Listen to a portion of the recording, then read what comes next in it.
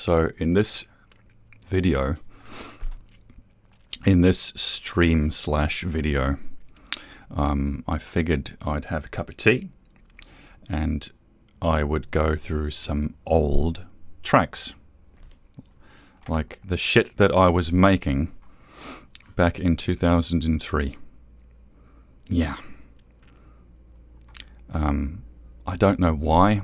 I guess it's kind of just a way of taking inventory of the direction of my life, maybe. Could be a bit of fun. Could be interesting.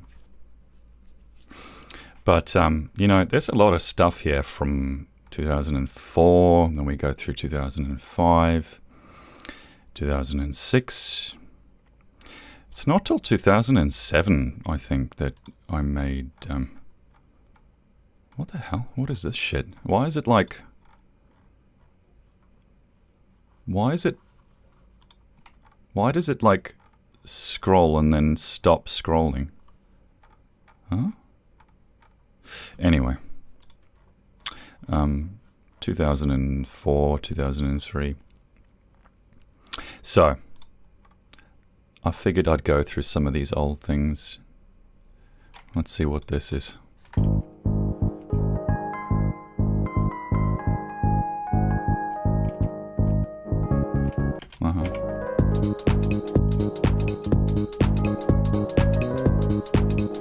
Wow, this is really, this is rudimentary. This is like, this is back in the days of yore. This is very old. Shitting hell. This is 2003. Wow. That's pretty old, man. That's pretty old. What's this one?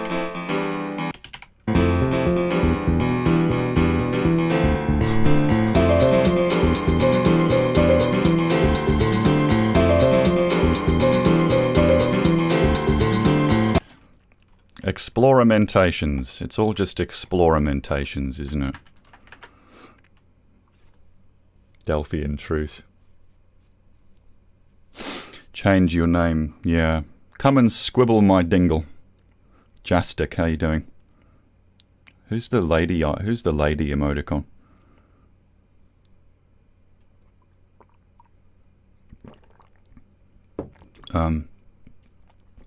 Yeah, I'm having a cup of tea. I'm going through some old tracks, like really old. I've got a folder of some pretty old shit. This is 2003. This is back when I didn't even know how to use FL Studio.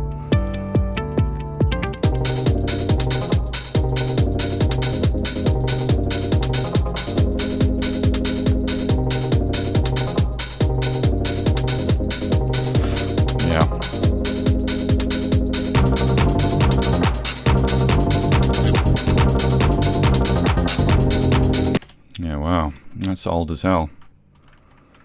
I'll be honest with you, it's like, it's kind of creepy because I only just vaguely recognize half of this stuff. It's kind of scary. I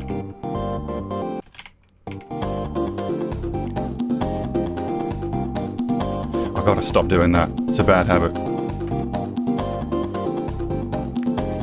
This is also 2004. Okay, we get it. Oh yeah, bringing back the bongos, yeah.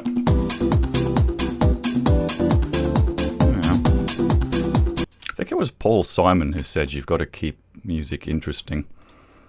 Can't just make shit repetitive all the time. Yeah. Look at this. See this here? If I zoom into it, look, you can see this is what MP3 compression does. If you've ever wondered what Spotify and YouTube actually does to make audio smaller, this is it right here. See all these black gaping holes? Yeah, that's not good. And back when I was younger, I thought, hey, I'll save my creations as MP3s because I didn't know any better. And then I started looking at this shit and I thought, oh my god, what is going on? Yeah, that's how it shrinks down the file size. It takes information out. It's the same thing with JPEGs. You're losing information, you're losing detail. So, you know, that's not good.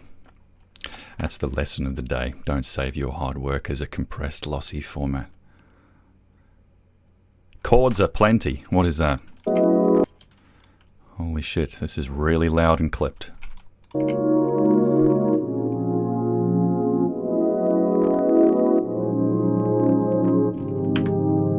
Okay. It's like the first time I found the piano roll. This is actually, like, even though this is really old and silly and amateur, 2004, it's actually a really good way of finding chord structures that you like, is to just sit down with a MIDI keyboard or a piano roll and just try making chords, and then you record it. You record it, and that way you can come in here and be like, okay, I like those two.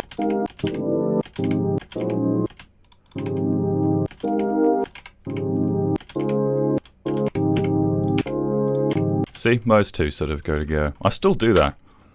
I still do that sometimes.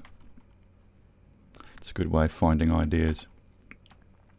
Hang on, let me get rid of this stupid window. Can't read what people are saying.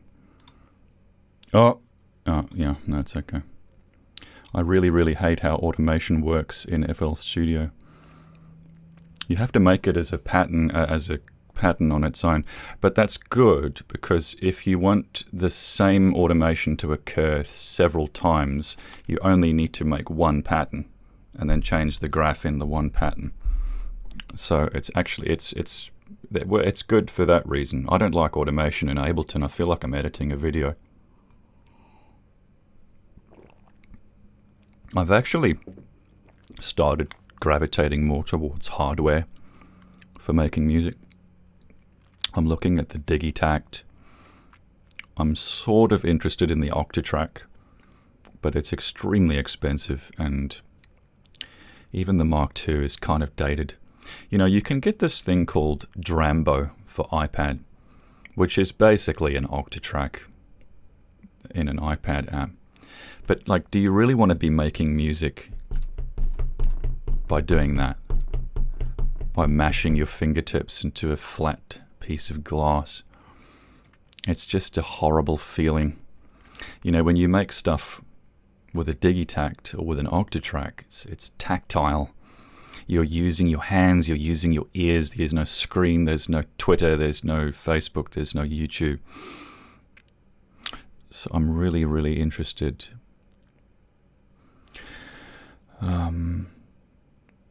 You want to check out Logic? Yeah. I wouldn't, I tried Logic. I tried really hard. I couldn't get into it. Too fucking complicated. It's like, oh man, you got to remember like 33 different hotkeys just for the piano roll. It's just stupid. What are they doing? It's just unintuitive. Anyway. Okay, so what is this? Michael Jackson, the Bertkey remix of Bad. 2004, you gotta be joking.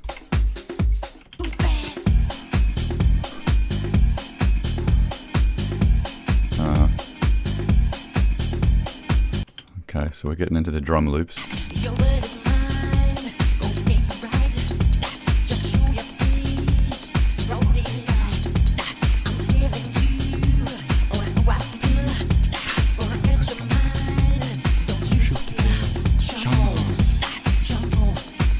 It's like the first time I learned about stems. You can actually get stems of really famous tracks.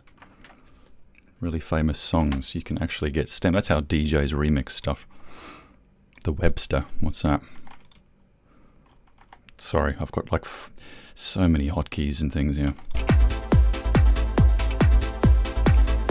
So this is 2004.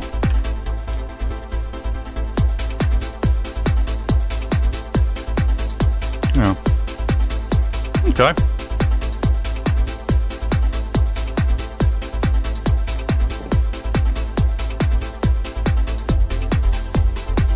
Oh, it's a chord change. That's not too bad, but where do I take it? Okay. Yeah. So this is 2004. This is like long before I knew what I was doing, and I just made all these things because it was fun.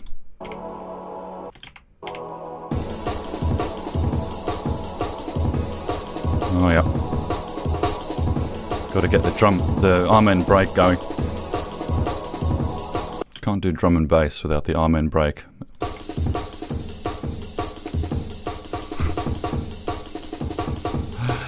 I'm making music, guys. I'm cutting up the arm and break.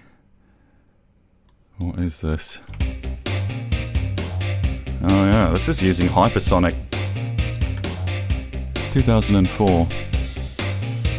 Yeah, that's using Hypersonic. The Steinberg instrument library. It's like the first time I ever tried making some kind of rock. What's this?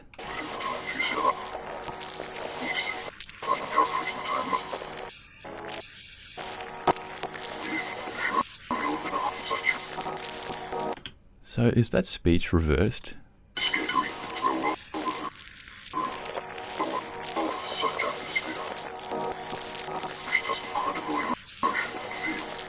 Yeah, it is reversed.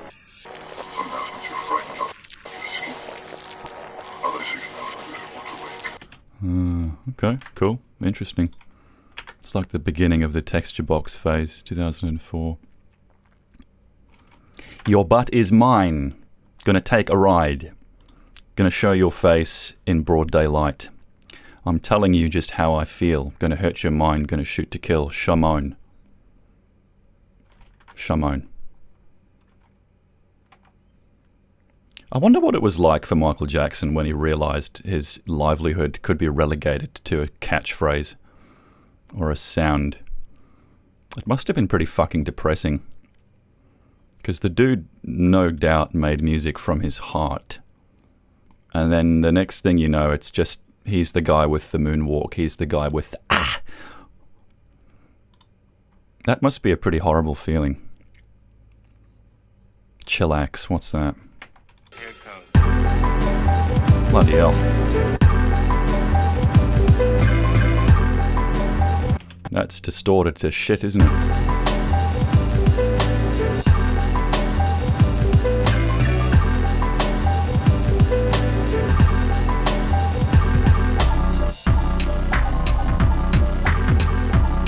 Yeah, I think, oops.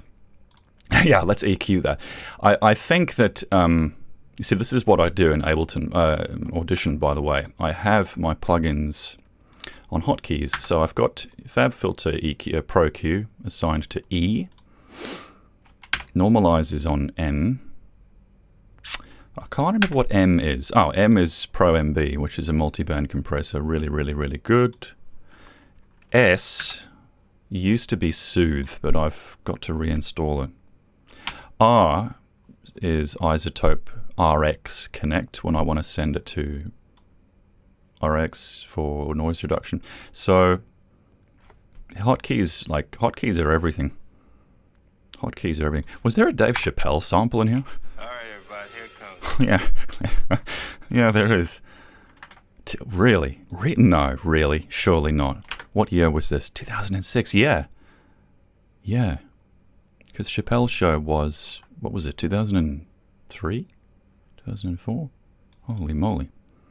This is back when I was young. Let's try this one. Yeah. This is 2006.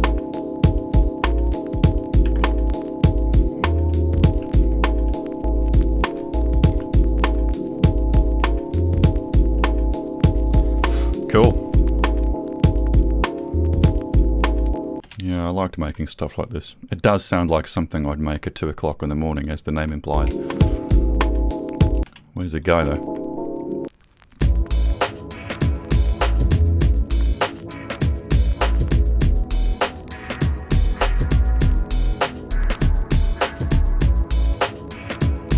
getting into my filter automation. Wow, fancy schmancy.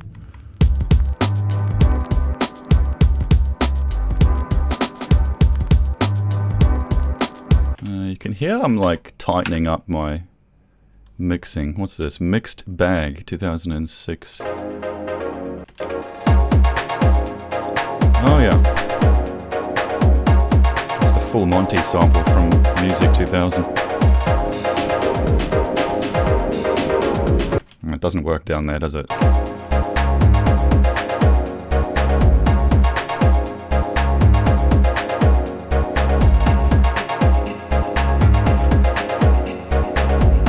You know, the funny thing is, this is how much I cling to my past. I still have the samples, the actual WAVs that I used in that 2006. I still have them. But we'll focus on other shit. So this is called Mixed Bag. Does that mean there's other stuff in here?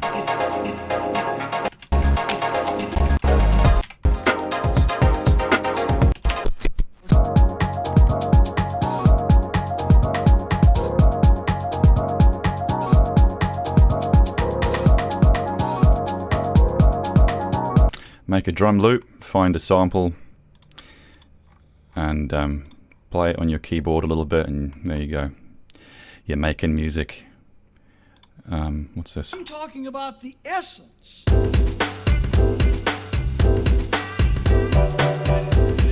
Wow, that's a blast. That's a blast from the past.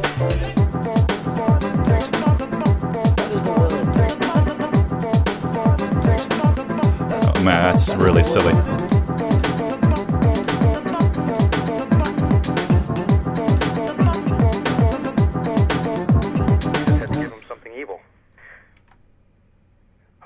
Yes. Yeah, I used to sample from pretty much the best. Like this is when was this? This was 2006. Okay, so YouTube was, I think, around, but it was extremely different. You certainly didn't have Spotify, and the way that I sampled mostly was with iTunes radio stations, which was like, you know, ridiculous, shitty, like 64 kilobits a second. Amazingly though, like this is actually not bad if you look at this. There's not a lot of compression artifacts in there. That's impressive. So I guess, yeah, internet radio was getting pretty decent. Yeah, this is weird. This is weird. This is a weird thing.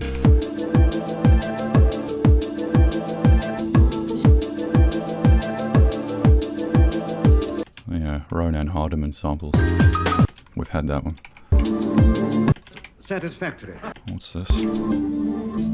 Died. His wife described his condition as satisfactory.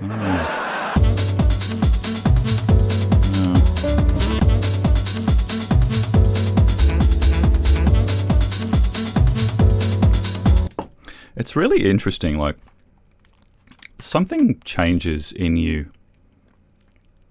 between when you start honing a craft and mastering an art form and when you sort of finish and you know you've made a career out of it, you've made a thing out of it, it's turned into a product, it's turned into a formula, a fad. Something changes in between those 2 points. You start off because you're a teenager and because you're going to school and you've got social anxiety from hell. You're extremely socially conscious, self-conscious, and you need to deal with those emotions and the angst and the depression and the feelings, and so you need a craft. And that's what most of this stuff was 2006, 2005. It's all stuff that I made because I needed to feel my feelings. I needed to explore what I was feeling. And you know, when you get older, you turn 30, 33, 34, you become really independent and life gets really fucking comfortable. And that's when your productivity goes down. That's when you don't make as much art because shit's too comfortable. I think being comfortable is the worst thing you can have if you're making something. You know, when I made all of this crap, I was not comfortable. I was in high school. I had the worst self-consciousness I've ever had in my life. I was starting to go out drinking with friends for the first time. I was getting home at 2 o'clock in the morning. Man, look at this. This is Re-Existence 2005. This is, I put this track on Acid Planet, Sony Acid Planet, which was like a website where people would share their music. And the way you got exposure for your music was to get exposure for other people's music. And it was a really good system. It was a really good system because that's how you got attention, was by reviewing other people's work. It was really, really well thought out. Oh yeah. Yeah, this is using Chitty Bang Bang samples.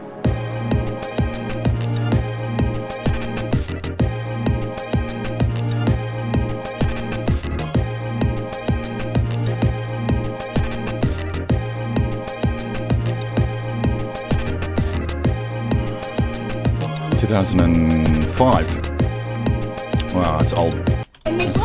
Hang on.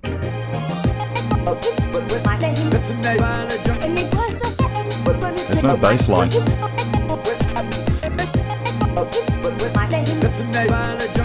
Needs a bass line in that, boy.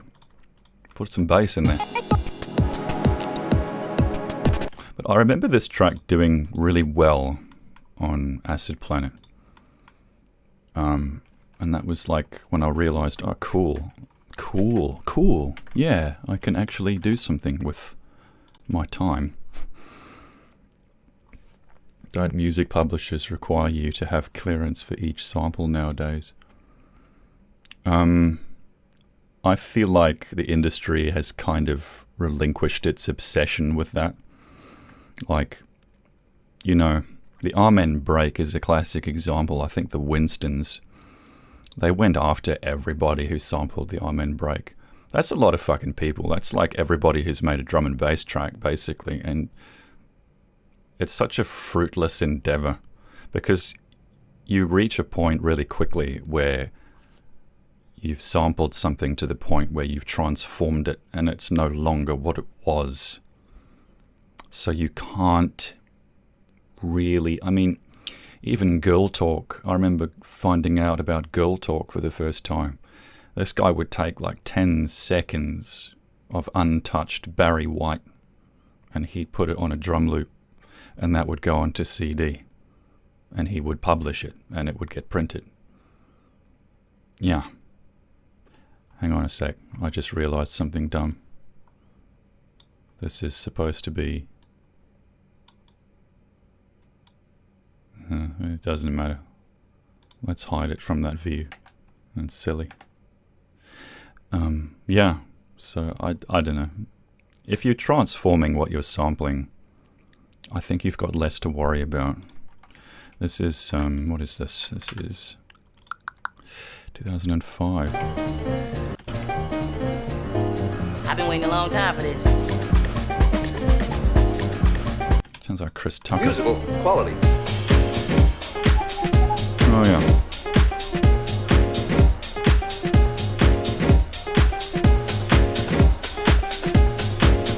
Okay.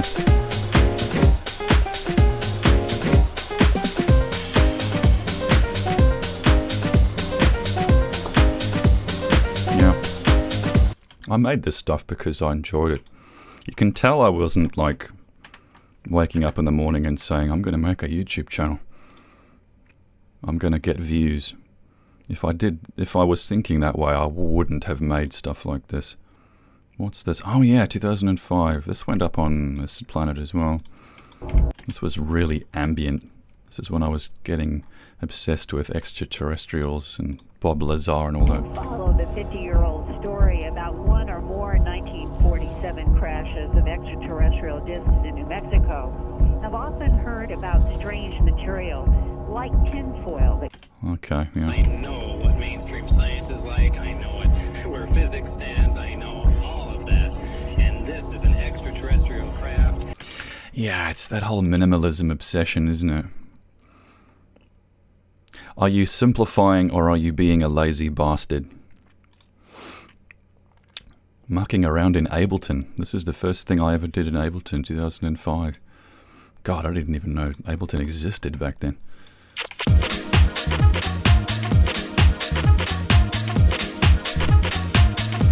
Okay.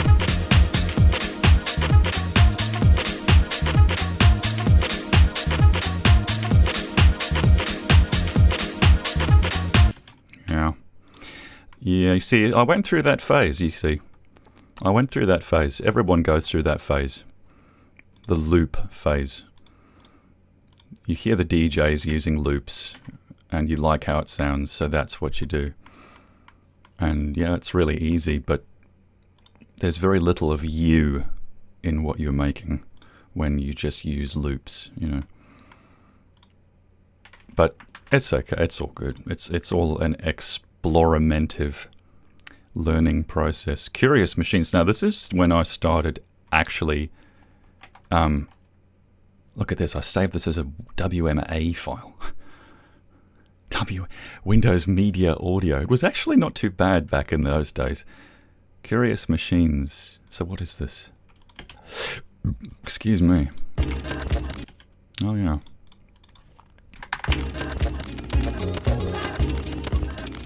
I'm feeling bad today. It's final.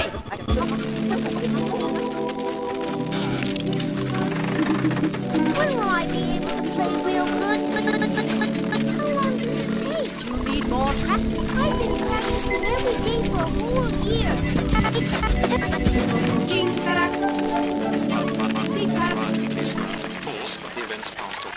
Someday you'll be able to play like that. Yeah, see, this is when I started actually thinking about what I was doing. There's no loops, there's no, like, pre-made shit. I'm trying to think what it was that inspired me to make this sort of thing. I'd ask her, I'd like to know what's happening. Position.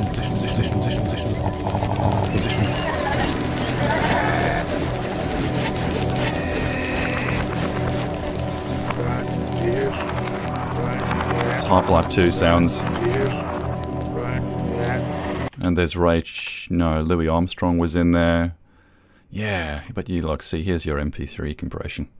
Oy, that's gone. That's completely gone. You're never going to get that back.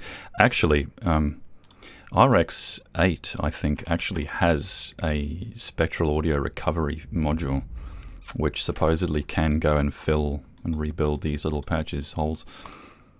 Yeah, pretty nasty. Living and learning. I'm sorry, there's so many friggin' things here. Facked.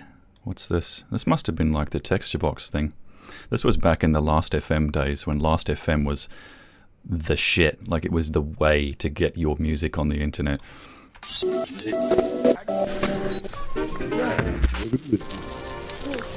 Here comes little Noddy. Man.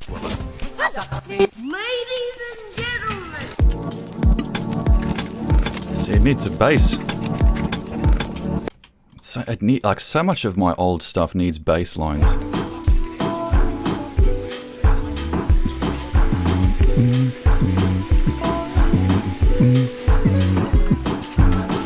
I wasn't interested in bass lines. I don't know what it was. Memory 6489 2005. Back to the loops, you see.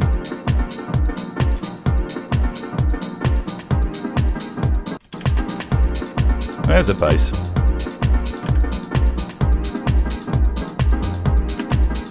Sort of a bass line. Chasing the Sun, 2006.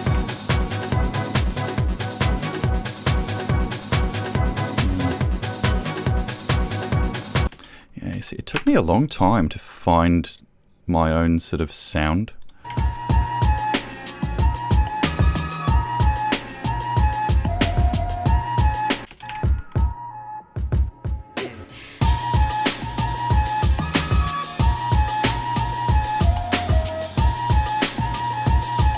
It wants a bass line, you know? Yeah, it wants a bass line. That flute gets on your nerves real bad. Going Places, 2006. Ah, yes. The days of going places. I remember those days. That was fun. What is this? The loss of every composition that the living eye could construct.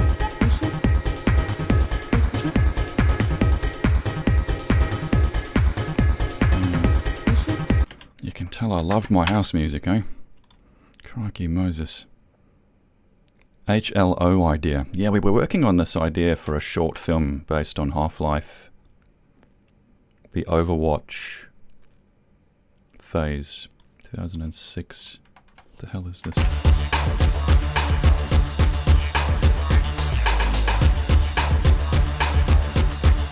Okay.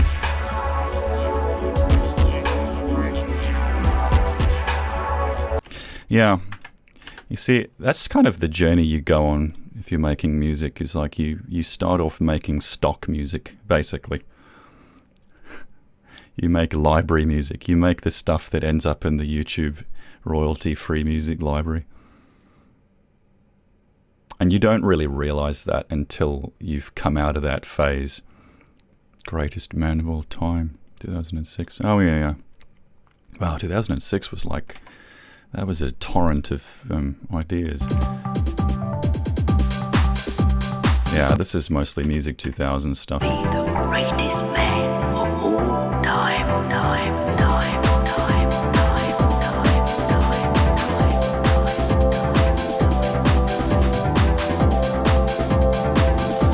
It's mostly... If you go on the way you started.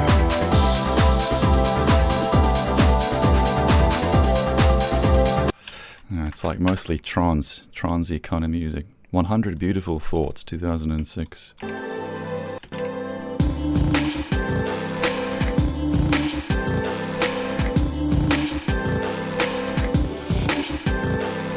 I think this is, I can hear that this is probably when I started listening to Prefuse 73. That's probably around this time. That's what this sounds like.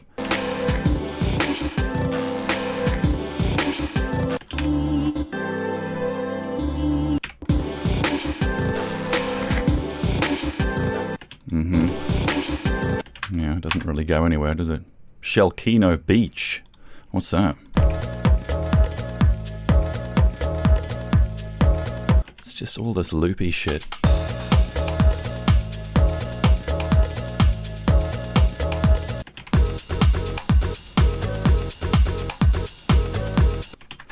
Yeah, you gotta get out of that phase, man.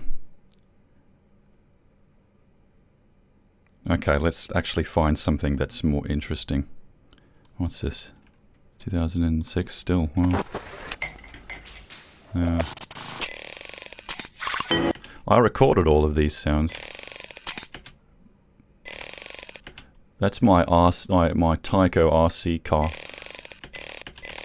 mixed with something else.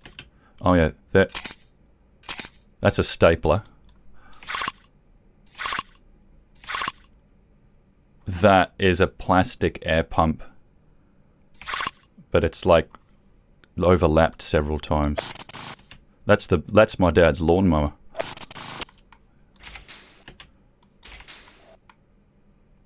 That's in my dad's shed. Something, the metal stuff creaking. Oh yeah, there's the coffee mugs in the kitchen. Don't know what that is. I don't know what most of that is.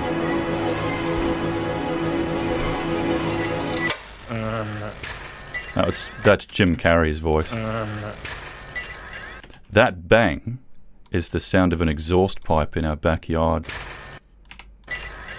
And that long sound, that's a GameCube. That's an aerosol can. That's a crow. Making such a...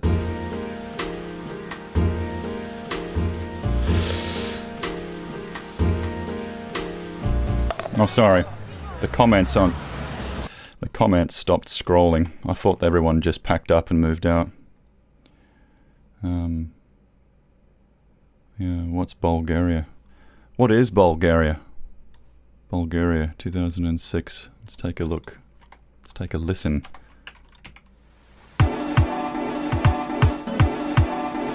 Oh yeah.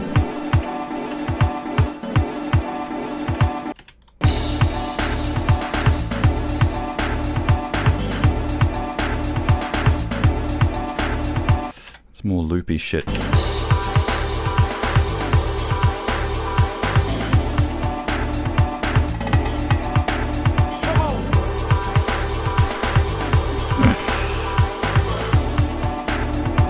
Whoops. Look at that MP3 compression though. Oh my word. Oh. Oh. I'm curious to see if RX is capable of repairing that. Hang on a sec. Bear with me for a second. I'm very curious. Uh-oh. Uh-oh. Uh-oh. Windows is being Windows. Okay.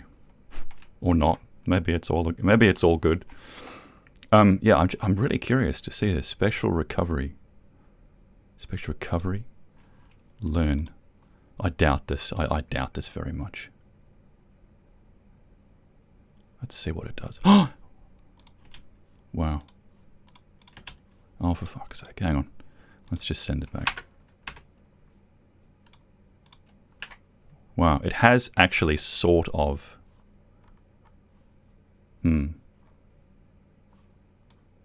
Yeah, look at that. That's what it does. See, so here's the MP3 audio. You guys can see that, right? Yeah.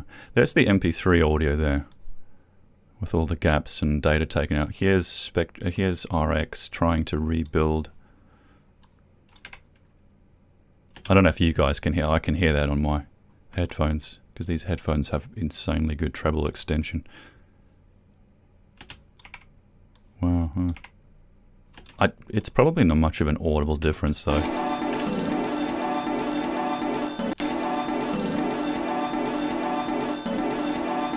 Yeah. But I use spectral recovery when I'm sampling from like really shitty material. It's just a nice way of fleshing out data loss. Anyway, yeah, Bulgaria. Yeah. Not much of a muchness. Not much of a muchness. Sony are good. What's that for? What's that about Shure and Sony? Pogo should have that open AI jukebox. Yeah, I'm kind of creeped out by that shit. Like, eventually that's how you're going to make music, is just punching in some digits into an AI sequencer. It is kind of sort of looking like it's heading in that direction. Running through ice, 2006. Sounds painful. Sounds painful. Oh yeah. That's the Citrus synthesizer NFL.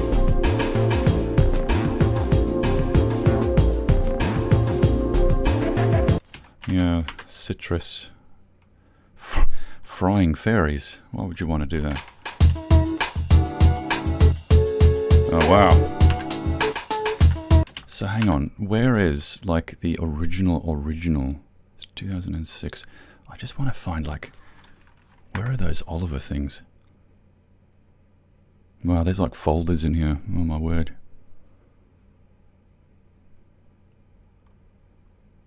Wow, this is really old shit, man.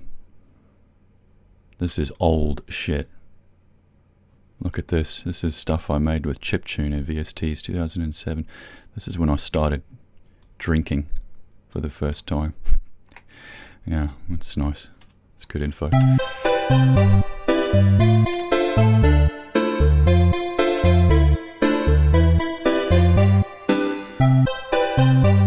man, it wants a drum beat so badly.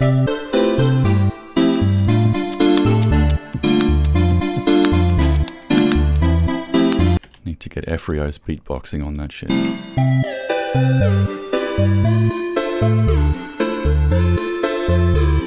You need to be on a special kind of drug to rock out to that.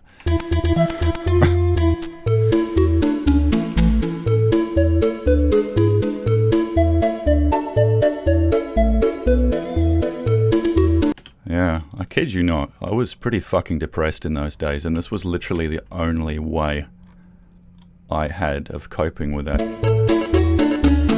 Just making this chiptune stuff. I didn't make this because I was having a good time. I was making this because I was questioning my will to live. You see, this one's called Consequences, you see. This one's called Turning Away from the Endless Road.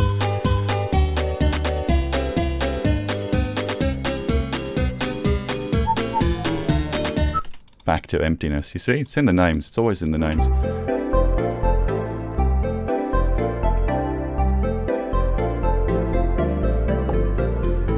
I'm out of tea. Oh yeah, and then we've had that one. Yeah, so that was a little EP called Twilight Thoughts. Oh my wow. Oh wow. Oh wow. So these were ripped in 2012, but they were ripped from a CD. Like when we got a CD burner for the first time, that's kind of, you know, I had a CD player in my bedroom, so that's how I started kind of test listening to my music. I put it on CD. Just a complete waste of a physical media. But this is like some of the stuff that I put on that's on those CDs. And I'm really curious to see what these are. I'm kind of afraid.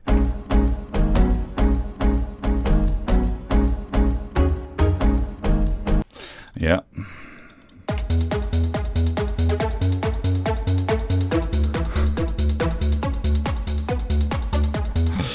Uh-huh. Okay.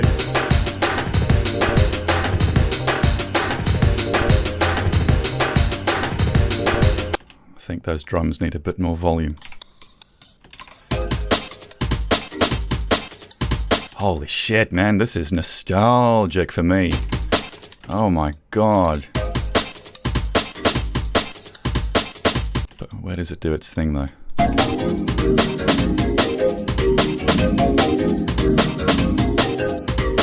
I'm not joking, right? This is the I think this is the third thing I ever actually made in my life on a computer. I'm not kidding. Look, you can see the phaser. See the phaser? See like the wavy curve in the frequency, the combing on the sample.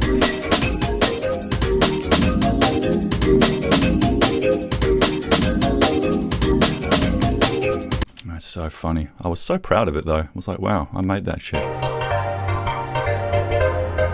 Yeah, loving that full mono.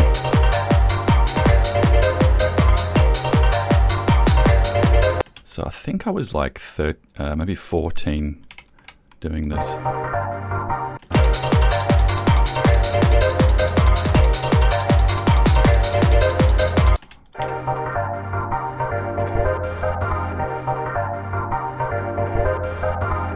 Okay, yeah. Explorimentation.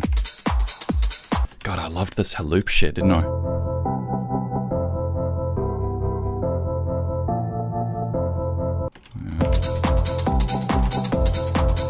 God, you can hear how compressed it is, and then sure enough, when you look at it, it is compressed as shit. Yeah, okay, cool. What's this? What is this? Enter the spirit. Oh Christ, do I want to?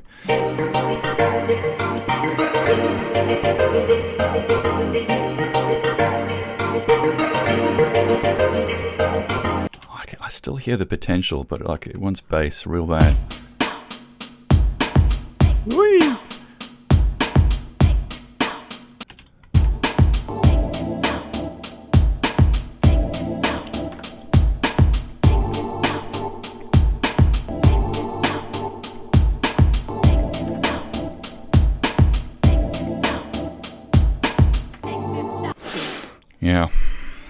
Yeah, I remember having an Akai CD player I'd play this shit on. Oh yeah. Oh man.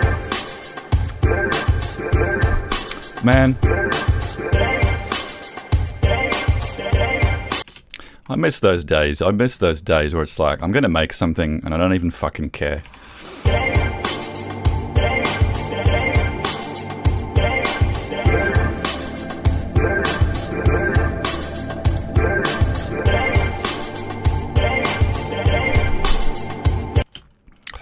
crank my neck. What's this? Jesus Christ, that's a lot of treble, mate. Hoi, hoi, hoi, hoi, hoi, hoi, hoi. Hoi, hoi, hoi, hoi, hoi.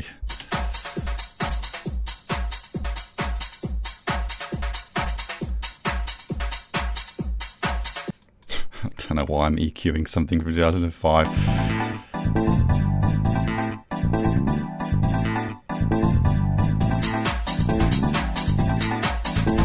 That's a lot of treble, son. It's mostly Music 2000 loops. Yeah. I burned these to CD. Why?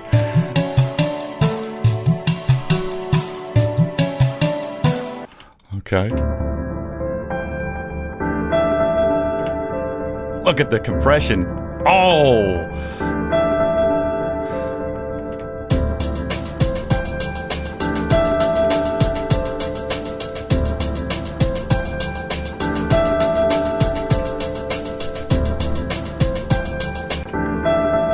Cool. We found a piano loop, guys. We found a piano loop.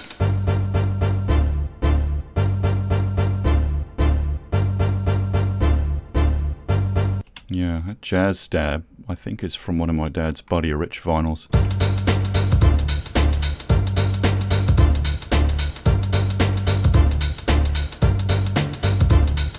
Cool. Drop the bass. No, please don't.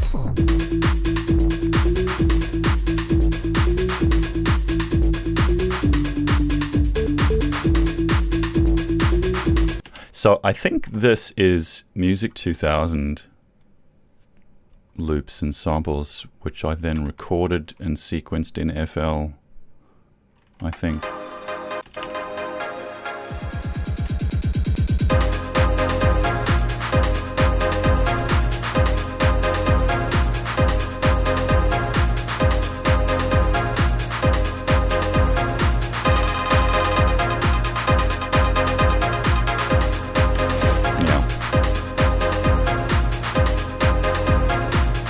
Cool. God damn, man. Repetitive shit. Repetitive shit. That Full Monty sample, yeah, you gotta get... You gotta... This is what I'm saying, man. You gotta get, like... You've gotta get over your obsessions. You've got to get it out of your system. All night. We have been recording for the past 2 nights. We'll be recording all night tonight and tomorrow night. Jesus, look at that. Look at that. Look at that. You can hear how compressed that is. We are recording. Can you hear the top end? We have been recording for the past 2 nights. We'll be recording all night. You hear how compressed that is? That is disgustingly bad. Look at the compression, man. Look at the MP3. That would have been 2005. I didn't know that MP3s compress your audio. So I would save my samples as MP3 files. Yeah. Yeah. That's where I was at.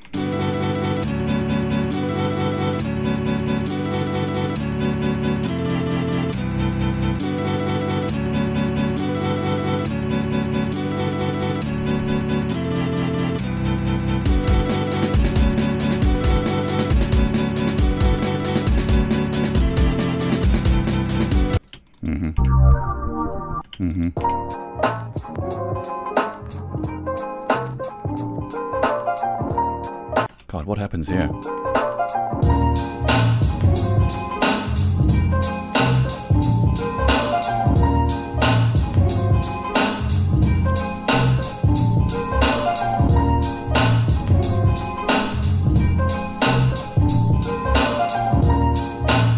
Cool.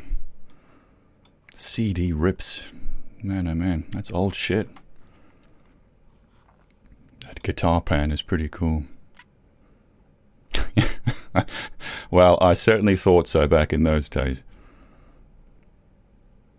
Yeah, too many Full Monty track samples. It was like my obsession. To this day, I'm still trying to figure out what it actually is. It could be a synth with a filter envelope. But it could be something else. See, man, that's what happens, you know. You get stuck in your craft so fucking deep. It's like it becomes your whole life. And after a while you start thinking, Jesus, am I not going to graduate from this crap at some point? When am I going to move on? MPC 1000. What be this?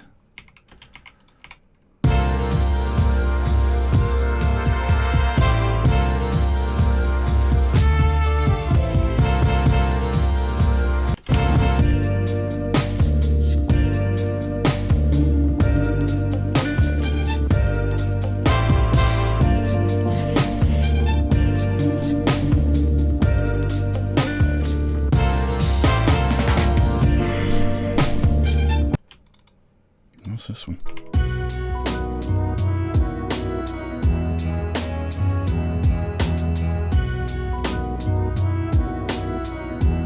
Sleepy, sleepy, sleepy. It don't look like, you know, it don't look like, look like, you know, look like. 2011, bloody hell.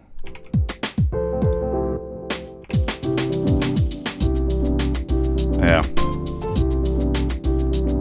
That's kind of what happens when you get an MPC. You sort of confine yourself to making a drum beat and then getting a chord sample and then transposing it. Because it turns out making actual music on hardware is pretty fucking difficult. Wow, there's a lot to go through here. I'm going to have to sort of plow forward. 2005. 2005. Mr. Chitty. What's that?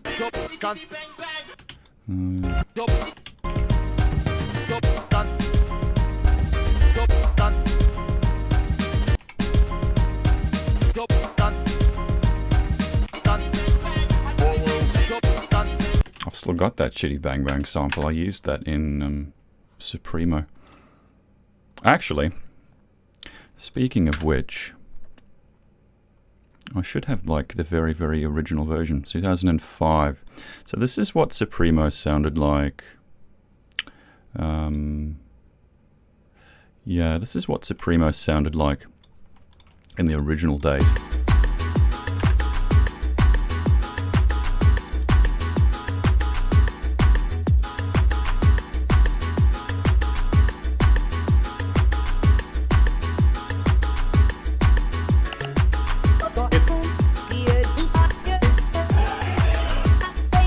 And then here's kind of the new version.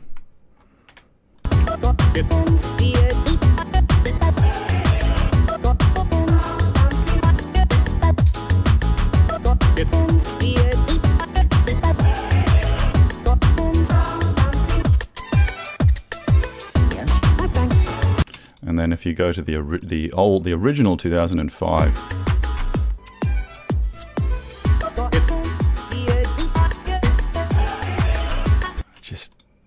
Yeah, the vocal placement is really silly, and the mixing is absolutely god-awful. But I tried very hard to remake this.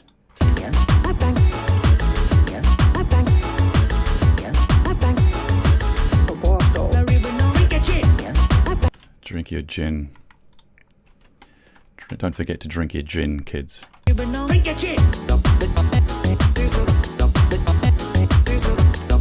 Yeah. Yeah, it's really funny. I told myself I wouldn't go back and remake old tracks. Yeah. And then I kind of ended up doing that anyway.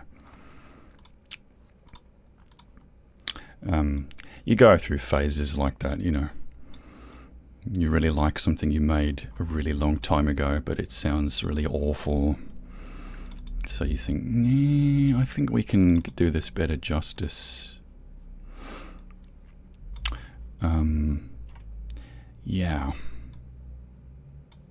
Yeah.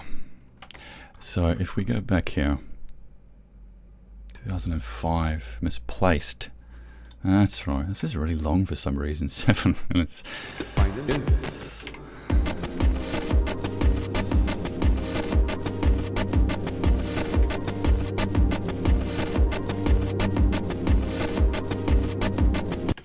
again, it's like I wasn't keen on bass. Wasn't keen on bass lines.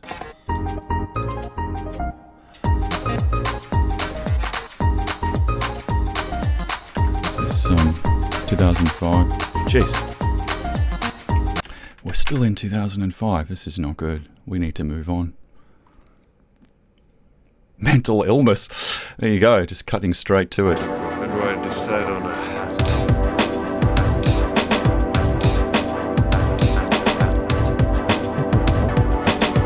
Does he want to know?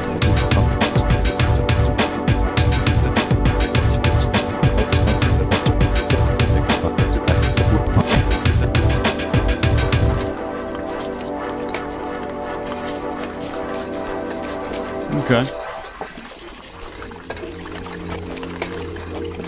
It's cool though. It's interesting.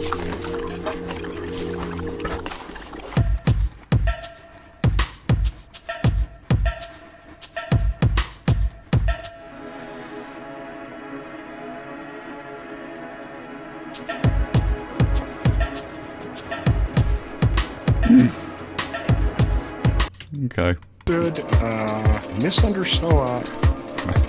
Well, I'd say the name of this track is well earned. Deep, I have studied its study of its facility, what, and you were Juveo. One of the renowned Igor fan waltz and the one of Ema playing the Shopadusky.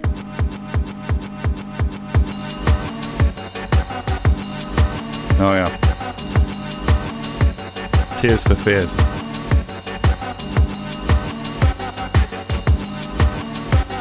Wow, man, oh man. Don't me like that. Quack.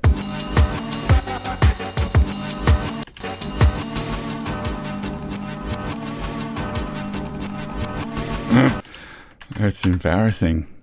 It's really embarrassing. Oh no, there's more of it. Making such a...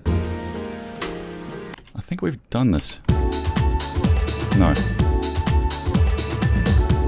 Oh yeah. 2006.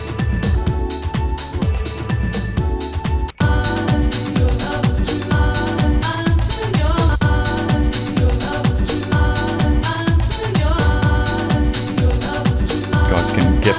You can GIF that.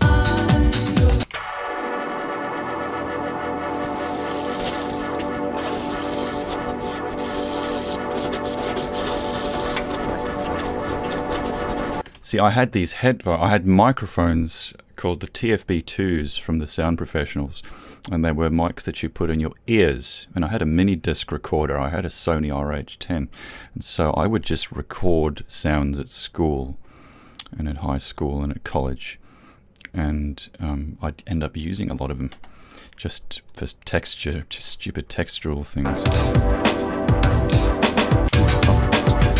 We've had this, I think. Yeah, this is like the same thing but with a different name. What's this one? Wait, what? No, hang on. I'm going back. Yeah, that's right. We need to move forward. Yeah, see, this is this had recordings from one of my friend's birthday party.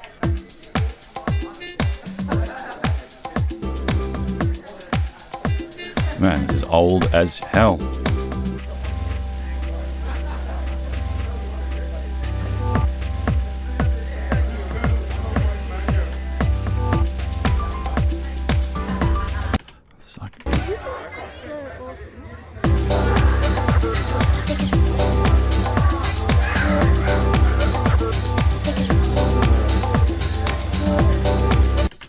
Something else around here. What was it called? I don't know what's in here and what isn't in here. What's this one? We shut down your love thing. It is as follows.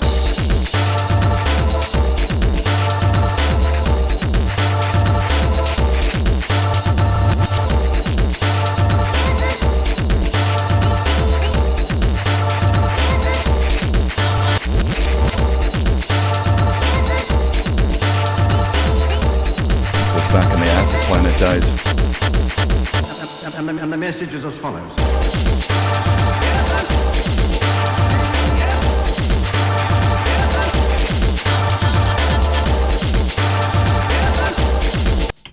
was using the fast distortion in FL Studio.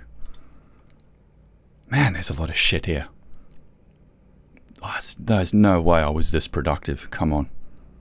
There is no fucking way. I mean, I wasn't making anything amazing, but still.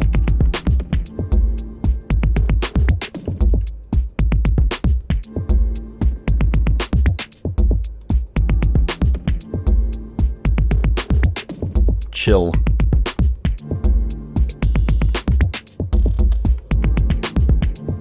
Yeah. I used to love taking like a percussion sample and then crossfade looping the last section so that it creates this kind of... Where are we? That thing there.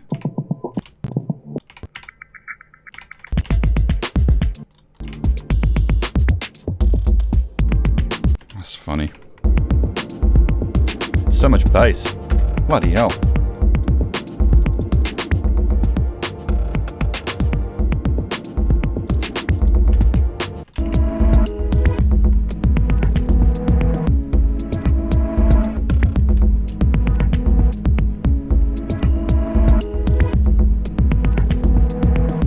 Yeah. Oh yeah. Nah, that's... No, we won't. Drunk in the Matmobile. Yeah, because Matt was my friend who drove us around when we were wasted back in your teenage years. Bloody hell, yeah, there's a lot of weird shit here, man. What is that?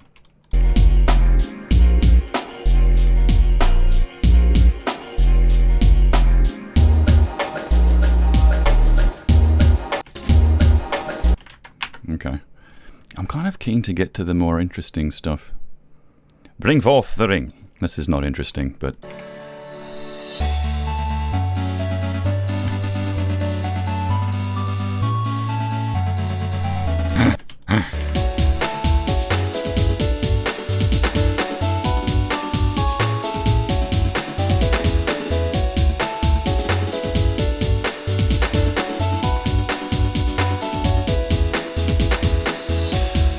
Yeah. Cool. Okay. Man, oh man. I made so much shit. God damn, mate.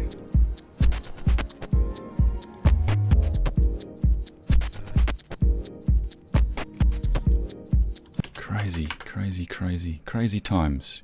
Fun times, crazy days. What happened to BSH, FTW? They stopped posting stuff. I don't know. I think people just kind of got over Pogo. This sounds amazing. Listen to that reverb. What's that from? I still have the MP3. I want him to react to him rapping. Oh, yeah, I'm not sure I want to react to that.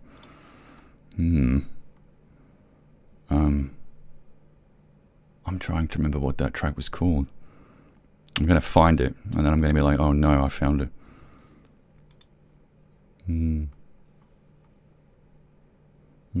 Twilight Sessions. It's just more hip-hop stuff. It's more hip-hop stuff, you know. We've done that. We've quantized recordings to drum loops. We're good. We're good. I'm trying to find where things actually started to develop. Man, like, it's quite a few years of dicking around before I actually figured out what I was doing. And I mean, look, so Anna was 2007. That would have been after Alice, yes, because that says November 2007. Yeah. So that's kind of... So then we have Tunnels, which is 2007.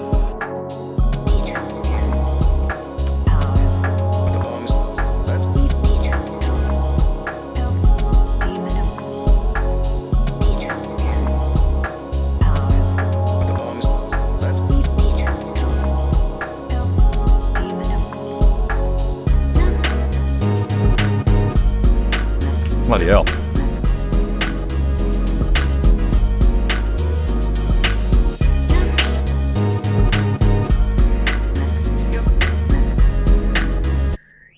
Trying to figure out where that...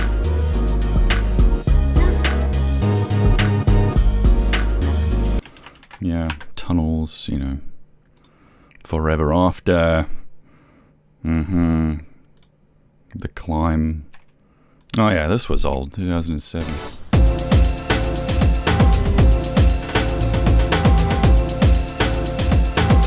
I think I went and remade that at some point.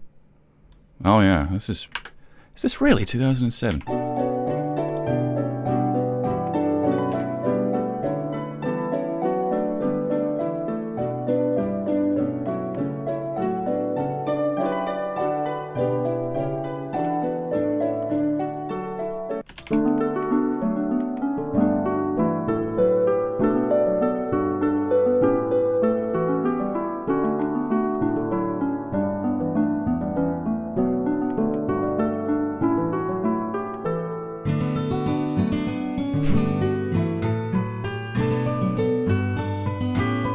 Changing up the sound font.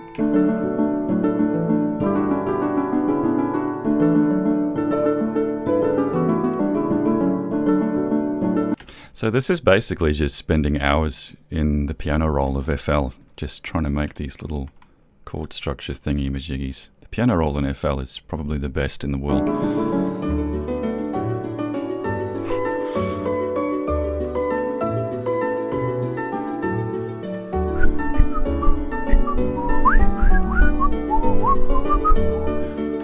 Yeah, man, sound fonts were fun.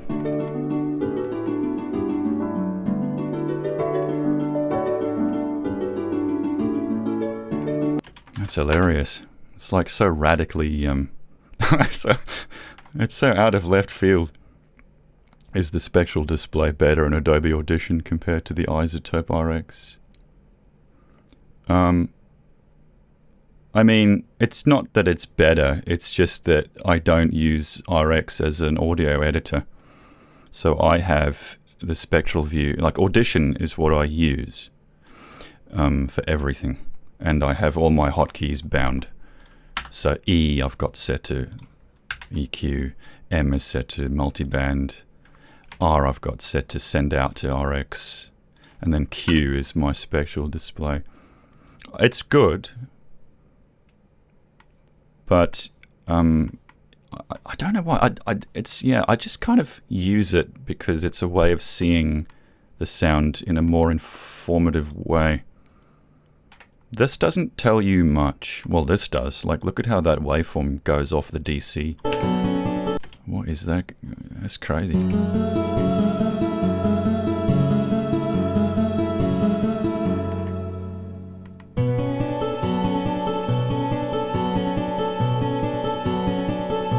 This is very, I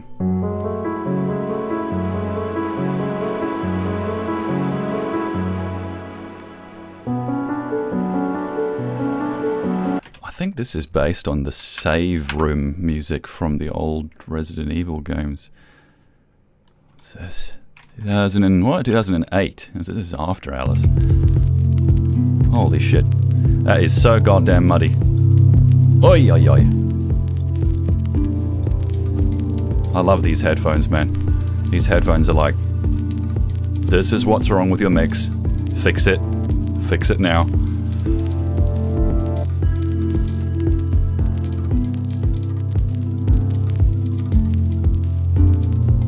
Jeez Louise, yeah. See, yeah, I still didn't know what I was doing. Crikey Moses, eh? Just keeps going. Splurgen shit, it wasn't till 2008. You see, so before that, it was all this crap. You see, I never woke up one morning and said, yeah, I'm going to make a YouTube channel and I'm going to make music. No.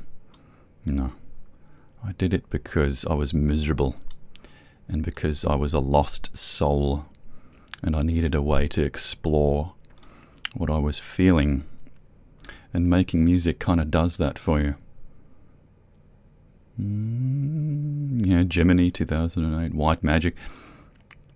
White Magic I heard playing on RTR FM. when I was getting an Uber. I said, can you just change this this? I kid you not. I was like, he had this pop music station on, and I said, can you please just change to RTR FM? I can't.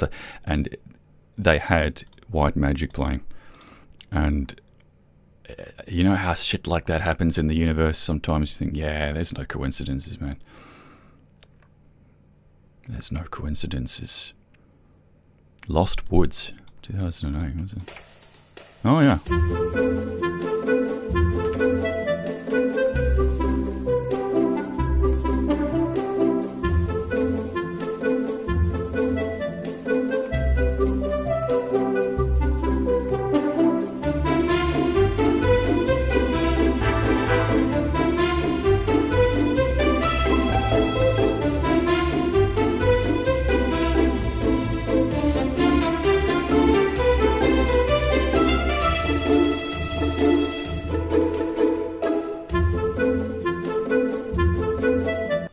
So this is when I was working at a company doing graphic design and film production, and my boss David was massively into synthesizers, and he had so much money that he would just buy them.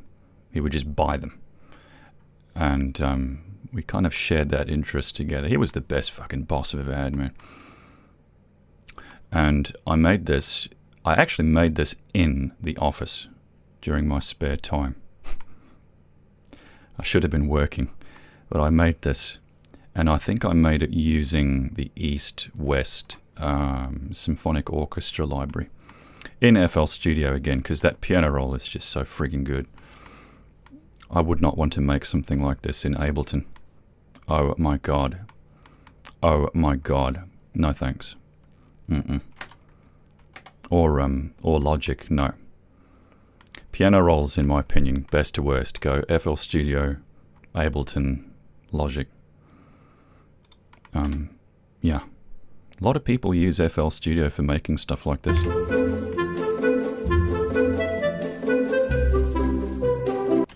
Yeah, I used to love doing that shit. Hype improvisation, was it? We had this. Oh, yeah, yeah. So this is actually a... This is the East-West harp instrument mapped to I had an electronic drum kit, and I mapped several notes to different pads. So all of this is actually me drumming.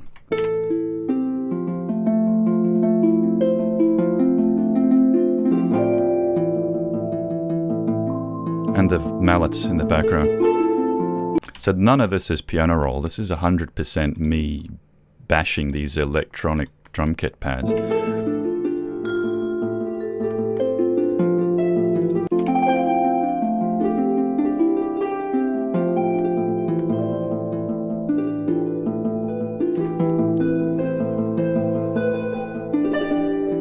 How did you feel having to listen to your work during an Uber?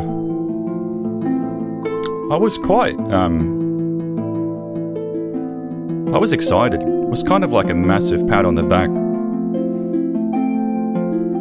I had to resist telling the Uber driver, I had to resist saying, you know, this is mine. This is mine. I had to resist it. Yeah, this is drumming.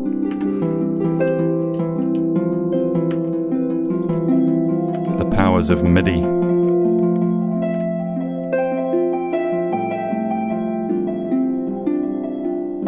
You know, it's like an arpeggiator. You choose the notes that you like, you map them to your pads, and then you go. And that's what's so cool about hardware. Making music with hardware, you get lost in it, you get immersed in it. You know, making music on a computer is really powerful, but you get option paralysis.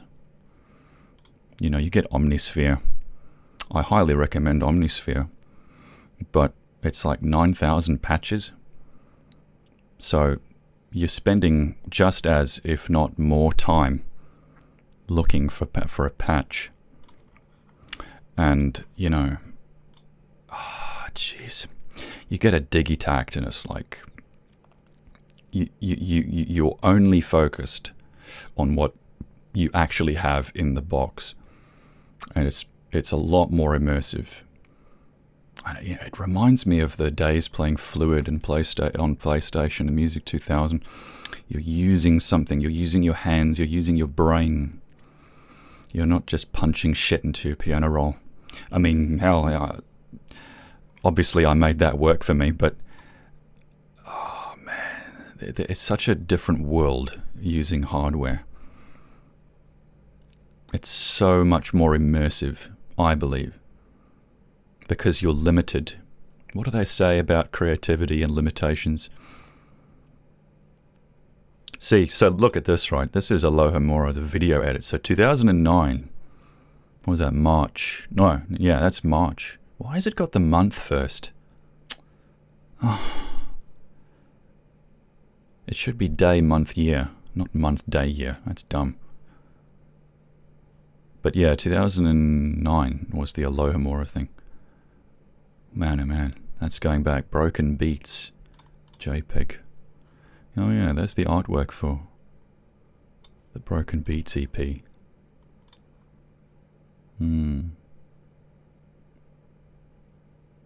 Expialidocious 2009. Oh my. Oh my. Oh wow, look at the compression. You can hear it as well. You can hear how bad this is. See, and also, I've mixed this really badly. Listen to this. It's like, there's not much harmonics there.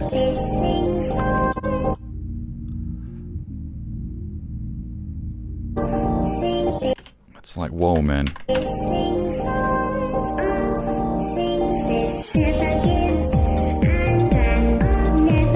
The kick drum is flattened. You never ever compress your master, because your kick drum gets squashed to hell. I Want, 2009, holy crap.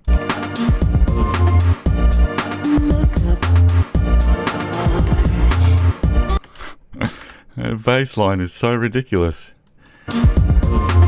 Oh!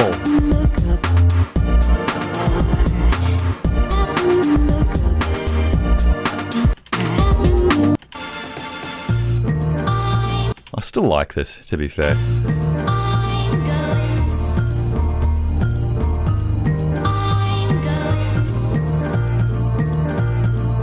It wants its own thing. It wants to branch off that. Mary's Magic, she goes, oh, holy shit. Holy shit, eh? Oh, wow.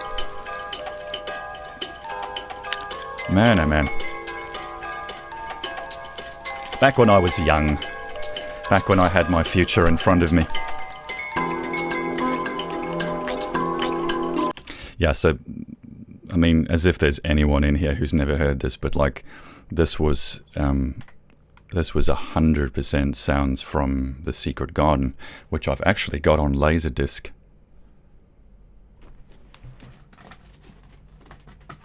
Where is it? There it is! There's The Secret Garden on Laserdisc. I don't know why I got that. I don't have a Laserdisc player. I probably never will have a Laserdisc player. Look at me, showing off stuff in a little window. Yeah, that's better. Really nice big artwork. There's a scene in Back to the Future 2, where they touch down in the alleyway in the DeLorean. They get out of the DeLorean. Doc and Marty walk down the alley a little bit, and behind them is like stacks and stacks of these laser discs. And I didn't know what they were when I first saw that film. But turns out they are actually like an archaic medium. This is like when we thought that when we thought movies would be on compact disc, and then these became obsolete very quickly because obviously you had DVD.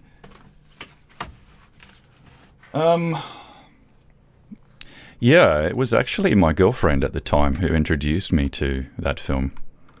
And she was the one that insisted we rent Alice in Wonderland from the video store, because you had video stores back in those days. Yeah. Yeah, she kind of, wow. Yeah, I'm not so sure I would have made this stuff if she didn't Give me the ideas. Like, seriously, Living Island as well. I never would have made Living Island if she hadn't showed me this crazy trippy show, HR Puff and Stuff from the 70s. I never would have known that show existed. Yes, the importance of having a companion. Yes, that puts shit into perspective a little bit.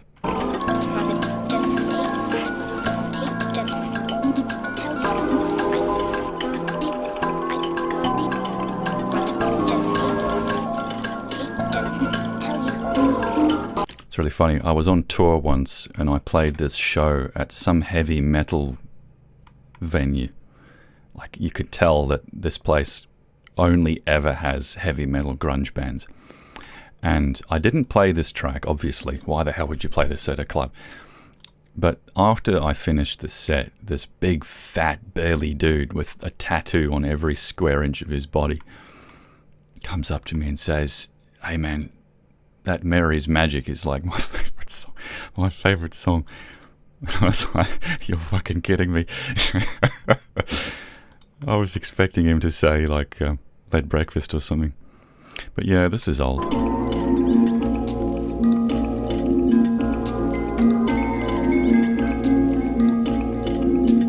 It is really fun. Like, I know nowadays I'm older. I've got far less reasons to make music, but when I listen, it's like, yeah, I remember why I did that. I do remember. I remember because I enjoyed the challenge. I liked trying to make music out of nothing but sounds from a source. It's like evolving a material. It's like inducing transmosis. There's a name for an album. And I loved the challenge. But, you know, after a while it stops being challenging. And you sort of, you kind of think, okay, I have to graduate from this. I've mastered FL Studio, I've mastered Ableton, I've mastered Audition, which in those days was Cool Edit Pro. I've mastered music, I've mastered mastering. I need to graduate. I need to move the fuck on with my life. Yeah. Alice, 2009. Really? No. No, it wasn't 2009. Or was it? Fuck, maybe it was, eh? Maybe it was. I don't know why I'm looking at this. Actually, yeah. Wow, that's, what the hell? This can't be the original version. No way. That is pristine. I remember it being so much darker than this.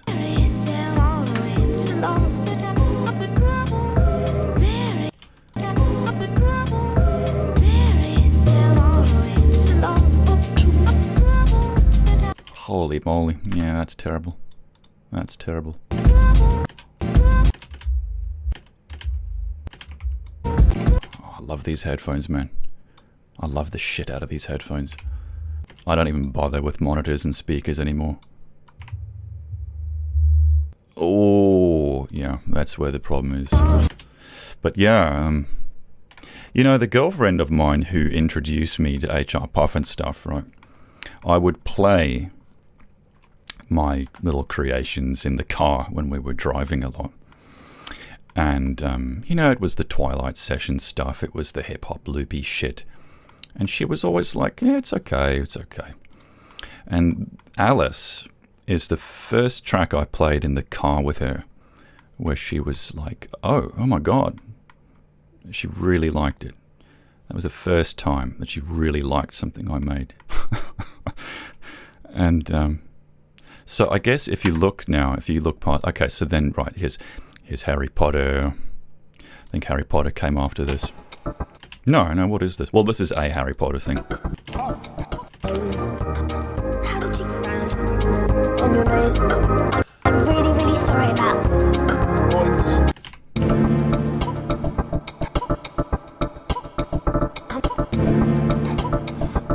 I still like this. I never took this anywhere, but I still like this. This just wants like some TLC on the drums.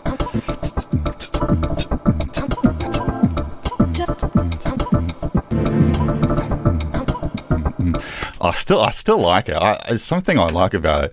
It's got that jamming on a digitact kind of vibe. Puffin Stuff 2009.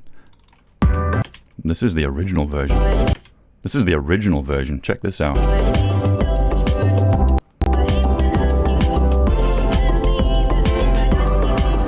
That kid's voice is absolutely god-awful. That's it there. Check this out, right? The new version of this plugin has what's called Make Dynamic. So it will only perform this operation when the signal reaches this threshold. See it working there?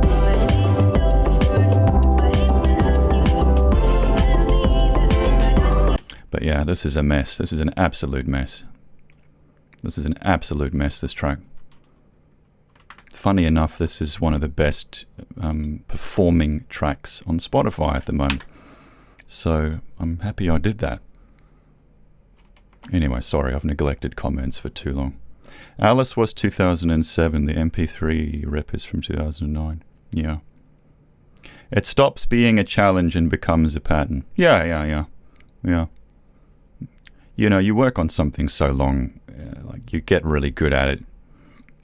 It stops challenging you, and it becomes a fad. It becomes a product. It becomes this predictable kind of entity. And it's like, why am I relegating my existence to this? Why is this the center of my life? I think Hank Green was the guy who said, you have no obligation to your former self. And that's always kind of stuck with me. It's like, why am I still doing this shit? I enjoyed it then. Do I still enjoy it now? Yeah, there's a lot of MP3s here from 2009. So Gitch, this went up on Acid Planet back in the day. I'm pretty sure this is not 2009. I'm pretty sure this is more like 2008. These files here, you can see they have the same date stamp. So these have been modified later on. Yeah. That's when I had a website going. I started putting MP3s up. That's what this is. So I don't know where the original files are.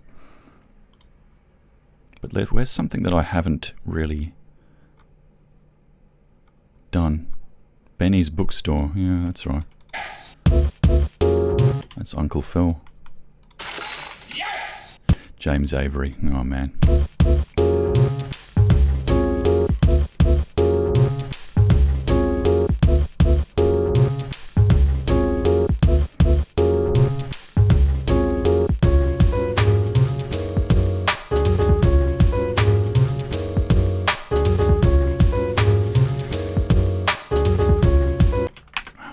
Sleepy.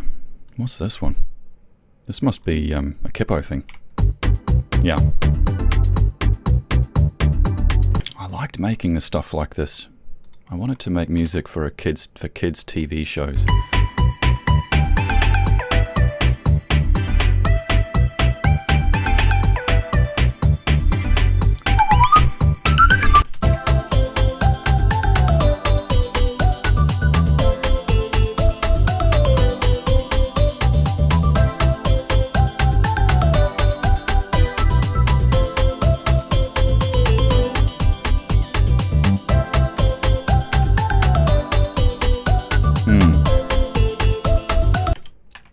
Yeah, bloody hell, you lose your optimism when you get older. Morning walk. Oh yeah, that's right. There's a section in here that I still really like.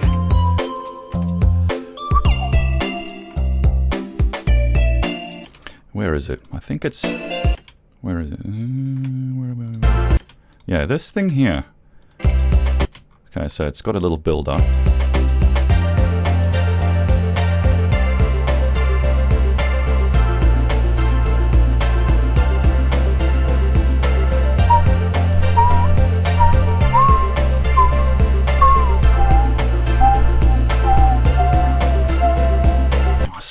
I still like that chord structure. Trust. I don't know if this was 2010. Surely not.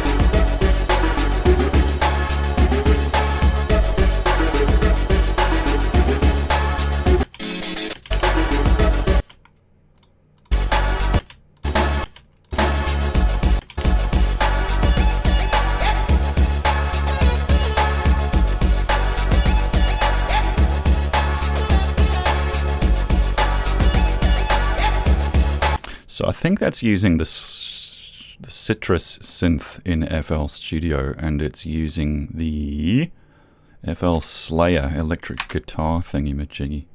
See, I did this Kippo shit. I had this little character I made in school called Kippo, who's a starfish that wants to be an actual star. He tries to figure out how to actually do that. It goes on like a little journey, and then he realizes, oh, I can't do that. It's literally impossible. But I made like these little tunes for it.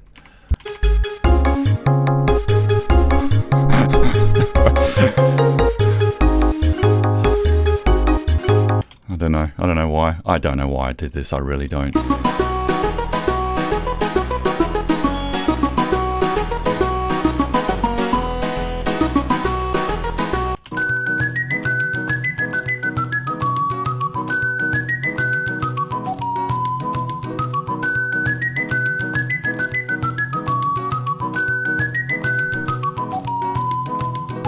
So those claps are like, I think they were stacks of clap samples.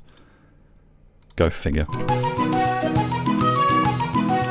Sound fonts, mostly sound fonts. Oh, okay, so this is like, this stemmed, this has stemmed a lot of things that I've done over the years. This is Kippo misses his girl.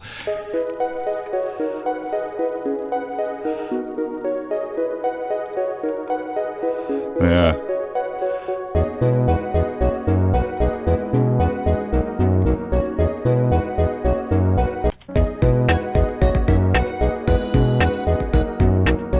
What's this? Kippo's open for business.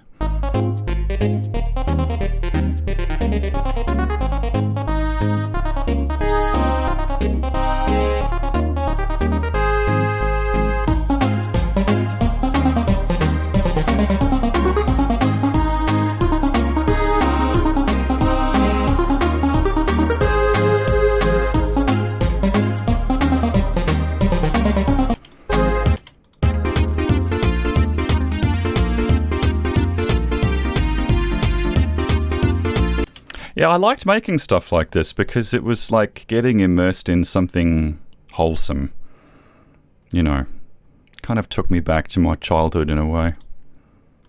Orchards. What's this? I think this is some more sound font stuff.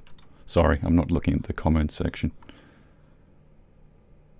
I ripped my hair out, metaphorically, trying to deconstruct your mastering. Maybe one day we'll learn to... I don't know, man. It's just practice. It's just practice. Have you thought about making a film score? I know you have issues with overbearing music in films. Yeah, I don't like music in movies. I find it distracting, overbearing, dominating. I think Brad Fiedel, who did the music for Terminator 2, if you listen to the audio commentary, his whole philosophy is less music is better. That's pretty funny coming from a guy whose career is built on making music for movies. But Brad Fiedel did all the music for T2, and if you actually listen, if you actually go through the film, you can actually see his philosophy in full effect. Like even during the action scenes, you know, the really explosive action, like the typical Hollywood action scenes, the music is really minimal. And that's because Brad Fiedel's philosophy was that. It was less detail. And the sound design, I think Gary Rydstrom, he made Arnie's shotgun out of like 6 different kinds of cannons or something like that. And again, his philosophy is less detail. If it's not on screen, why am I hearing it? If it's in the background, why am I hearing it? And I think, I could be wrong, but I think Gary Rydstrom did the sound for Ready Player One. I think he might have done Lord of the Rings. I know he did AI, artificial intelligence. You know, and when you look into these insanely talented people, you kind of learn that, like, less detail is usually better. Like, you watch the first race sequence in Ready Player One. I had a pair of Kef speakers at the time, and I had them cranked. And I was like, oh my god, this sequence, there's like, it's all these video games converging. And there's King Kong coming after this guy in a Tron sort of racer. It's absolutely insane. It's 100% CGI. But like the sound design, oh my god. If you want to hear really fucking good sound, like really good sound mixing, you go and watch that sequence in Ready Player One. Or you go and watch Terminator 2. I listened to it, I should say. Lord of the Rings is great as well. I know that the way that they got the cave troll to sound so real is they actually played the vocalizations through a speaker in some kind of underground cistern. So, and they moved the speaker around to simulate the movement of the cave troll so that the reverb is real and the acoustics are real. You know, when you move a sound through a space, you get phasing and you get coloration shifts. And you can simulate that, but these guys did it for real for Lord of the Rings. And when you listen to the sound design in AI, anytime there's like a really sophisticated, detailed little servo sound or a robotic sound, like some kind of whirring or clicking, you hear the sound, but you also hear the room. You hear the room echo. And most movies don't have that. Most sound designers don't stop to think that this sound is emanating inside a room. And that's what makes it sound real, is when you hear it coming off the walls, when you hear that it's in a space. Gary Rydstrom gets that. Gary Rydstrom gets that, and that's why you listen to the sound design in AI, everything. You know it's AD, you know it's Foley, but it's like, it doesn't sound like Foley. It sounds like it's really happening there in front of the camera because the guy has mixed it with room reverb, phasing, coloration to make it sound like it's in a space. How the fuck did I get onto this crap anyway? Someone asked about, I don't know. Let's move on. Cute little point and click adventure. Yeah. Kippo. Yeah, I don't know. It's one of those things like, I could do it, but why? Why would I do it? Some more sound fonts.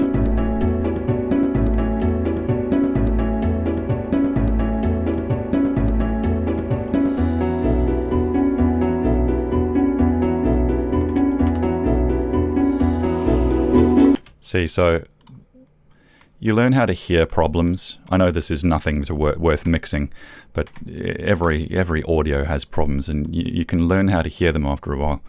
And sure enough, the problems are here. Let me get rid of this. This is the problem spot. There. See that? Whoa. See. And you've got this very strange valley here.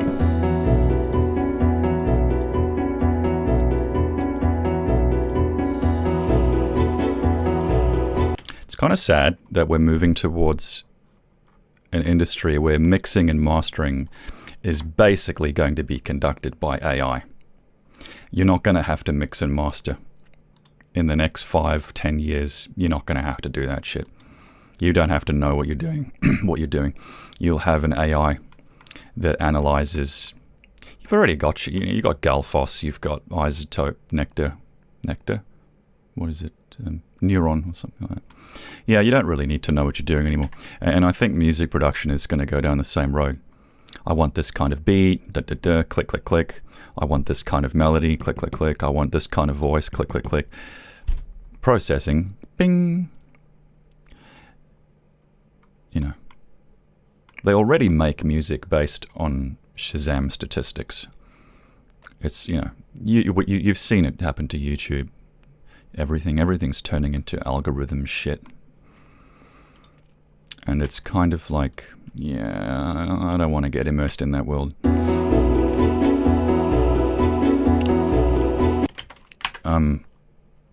Yeah. Cryface, 2011. Yeah, that's an oldie. 2011. See, straight away, it's like, oh my goodness.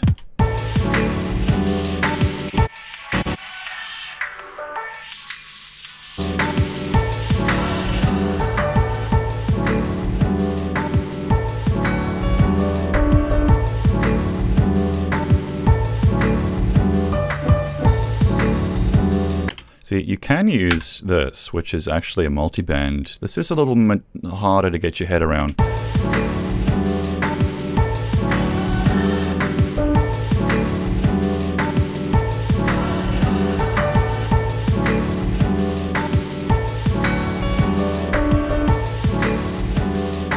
I used Pro MB on Supremo a lot, and Polka Dot Positive a lot.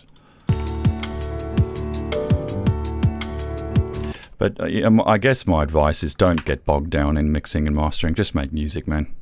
You know, get it out of your system first, then deal with polishing it later.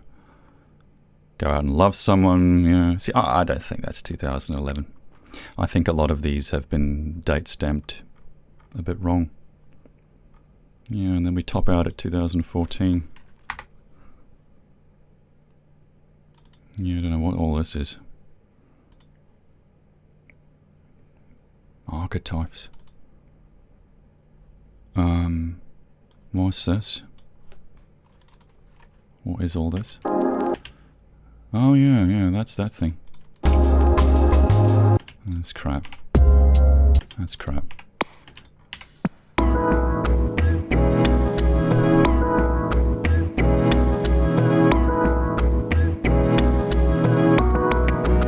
So the problem with that, the chords are like all the way up here and the bass is all the way down here. There's no convergence. You see, sure enough, look, there it is. There's the gap. And the way you fix that is by giving your bass overtones. If you guys want to, like if you're looking for a plug-in pack that's worth every one of your dollars, you got to look into the Sound Toys bundle. Little Alta Boy, Primal Tap, CQ. There's Saturate. Like those are plugins that you will actually use on, I would say, all of your tracks, because they sound fat, they sound analog. If you're looking for saturation, I was weighing up like, am I going to get FabFilter Saturn 2 because I really like Pro Q, or am I going to get what was it? Sound Toys. Decapitator. Decapitator is an amazing saturator. You'll get more volume out of the audio you apply it to, but your peaks will actually go down, which is the opposite of what you would expect. Like if you want saturation, if you want to make your sound fatter and richer and warmer, look into the Sound Toys stuff. It's worth it, man. I haven't bought it yet. I think the mine's still in demo. I'm gonna have to shell out at some point. But yeah, I used Sound Toys stuff on the Supremo track. I used it a little bit on Chasing the UFO.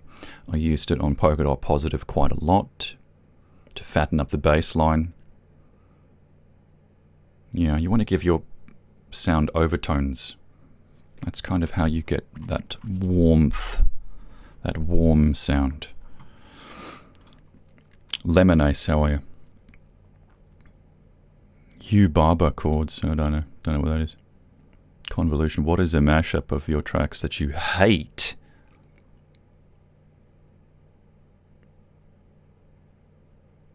That I hate. I would say that Vision thing. I mean, it's not really a mashup, but we did this track in the Philippines called Vision. And no offense to the kid that sang, but like, oh my god, what the fuck was I thinking? What the fuck was I thinking? What was I thinking? What was I thinking? That was terrible. I think P. Sus was the first guy to put an unhappy emoji in the comments of that video. And I was like, yeah. Sometimes that's all it takes for you to see something for what it is just a little bit of outside perspective, and then you go, oh my god, this is actually really terrible. Why did I just make that? But you know, you can't beat yourself up. You got to experiment, you got to try things. Everything starts with experimentation. Your success and your failure both start with the same thing, experimentation. And that's why, you know, you got to fight that outcome-oriented voice in your head. Because when you get older, you get really obsessed with outcomes. What am I doing with my life? Why am I making this? What the hell is this for? What's the point? I've beaten this horse to death. Blah, blah, blah, blah, blah. I think there's some merit to that. You kind of have to look at your life in the big picture. But you can take that to the extreme where you stop enjoying what you're doing. God, my voice is getting so hoarse. I need some water. Dancing on Blades. What's this one? Well, this was what Expialidocious was before it turned into a thing. This was Expialidocious Mark 1.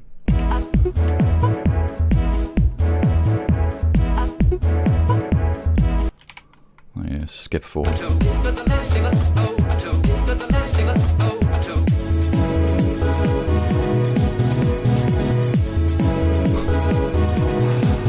I'm pretty sure that bass is off key.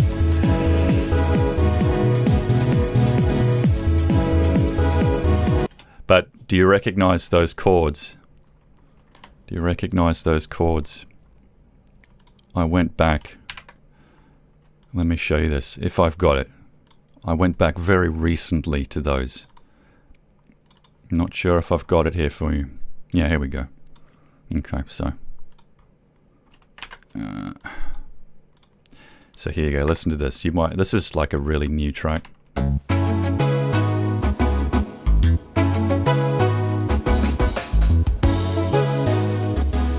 But you see, that's kind of where I started with that idea many, many years ago. Except this sounds like arse.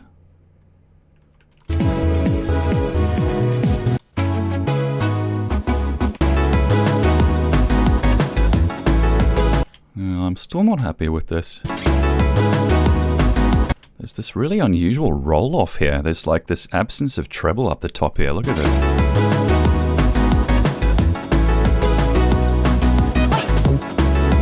I made this track before I had these headphones. So now I'm hearing things that are like, oh no, that's not good.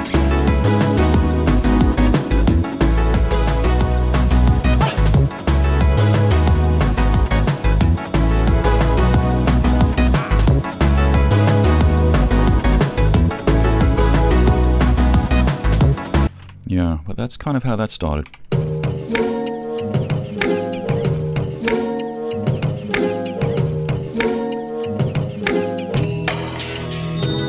Look at that compression. Holy shit, that's bad.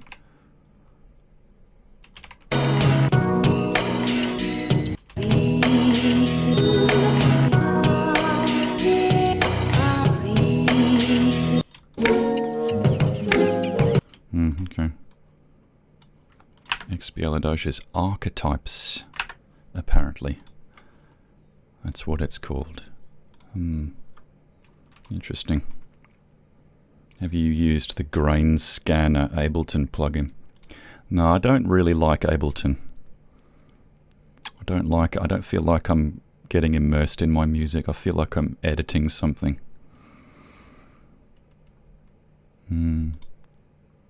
FL Studio kind of feels like you're playing a video game, but like in a like an actually productive way.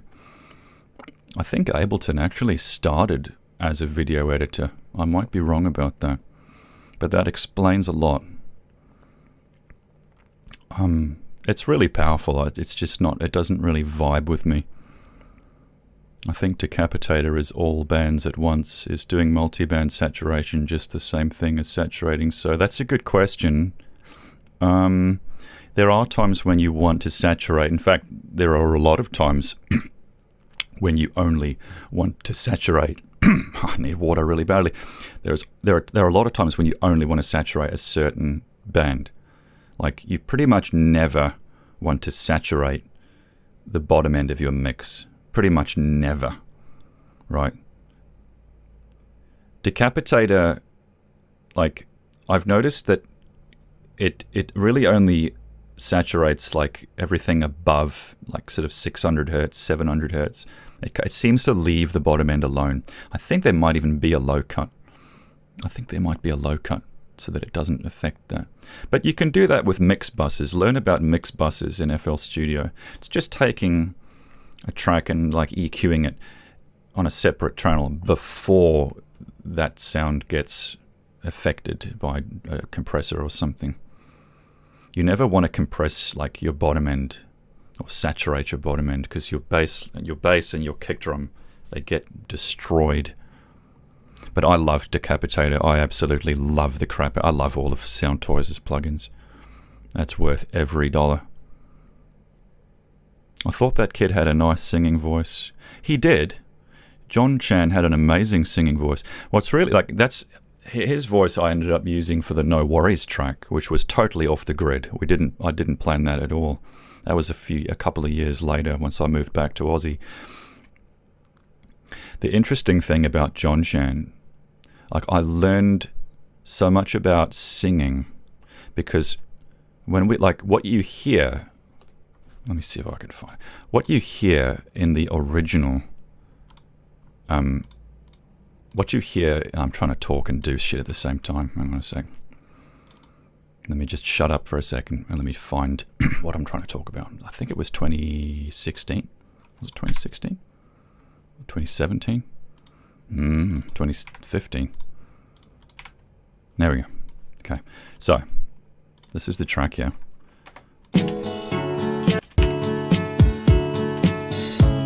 So here we go.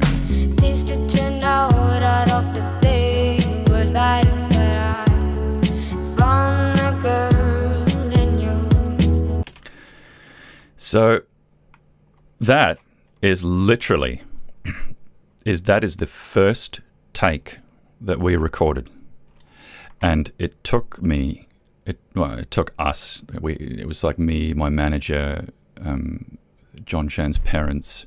It took us like half an hour to convince him to sing, to convince him to open his mouth. He was literally standing there in front of the mic like this. It was actually a Neumann. It was like the big brother of this one. He was standing there in front of this mic for like half an hour, too afraid to sing. Way too afraid to sing. Like he was literally shaking. And then he started singing, and this is what we got. Your dream came true. Nothing compares, no worries. Did you know that off the day was bad, but I found a girl in you. Now, when we got him back a second time to record something else, he was the cockiest little dude you've ever seen. He was like, oh wow, I'm really good, I've really got a voice. He opens his mouth, he starts singing. It's like, oh man, okay, it's gone. The soul is gone. he's not singing from his heart anymore. He's singing from his ego. And it happens to everybody, you know. You can sing from two different places.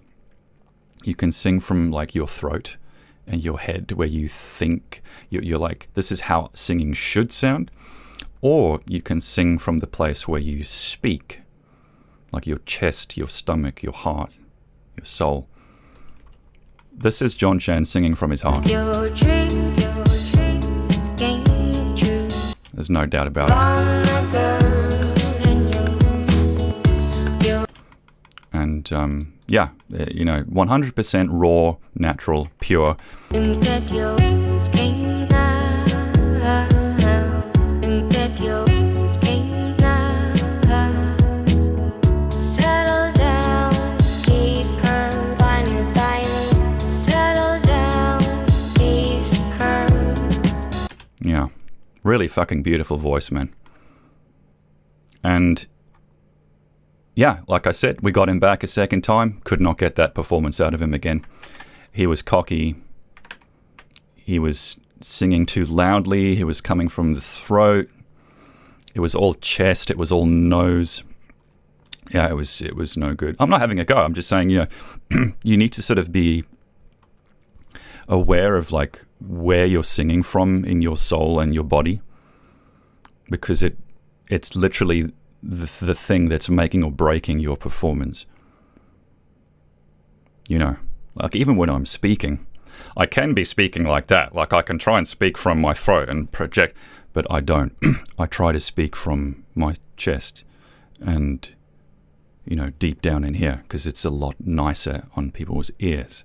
It's a little harder because I'm projecting from further down, but it's the same thing with singing. Anyway. Yeah.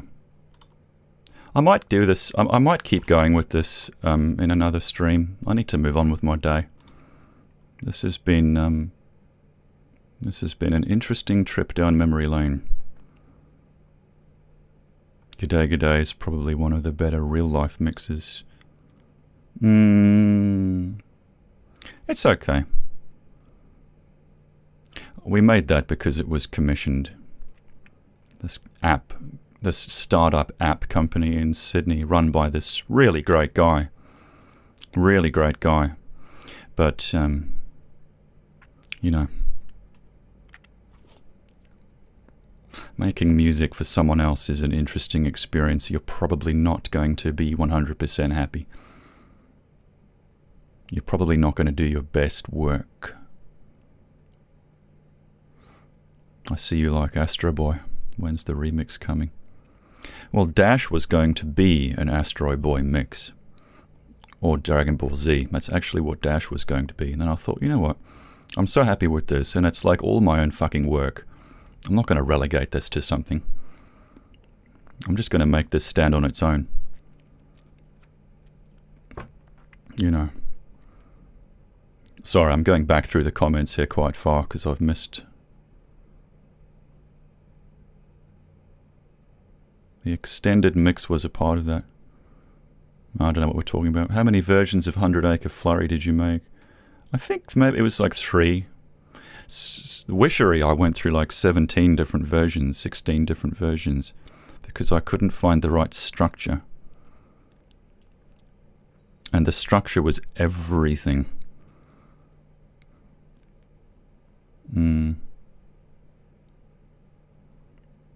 Plonk Apple. Sorry, I find Postman Pat's voice relaxing. Yeah. Postman Pat. I found some cassettes in an op shop of like the original Postman Pat recordings. Anyway, yeah. Thanks, folks. I'm going to call that a stream. If this was enjoyable for you, I might do some more because we haven't made our way through everything. There's still quite a lot to go through. But, yeah, thanks as always for your support. And I'm going to see if I can crack on with my day. I'm going to have to go and take a shower. Got to take a shower.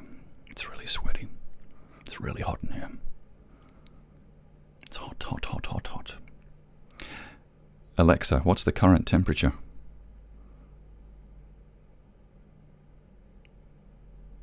the moment, it's 24 degrees Celsius. 24 Celsius. You can expect a low of 21 degrees. It's actually not that hot, but it is really toasty in here. Thanks, guys. Thanks to OnBroBro. An actual username here. Yeah. Yeah. Thanks, Advent. An actual Tech Priest. Thank you. Thanks, guys. Hope you're having a good time. Try to stay sane. Don't think too hard or too long. Try to stay in that moment. Make stuff because it's fun. Don't listen to what I'm saying. Don't listen to that shit. Don't listen to that shit about tapping yourself out, reaching your pinnacle, moving on. If you really enjoy doing something, keep doing it. Yeah. Anyway, peace.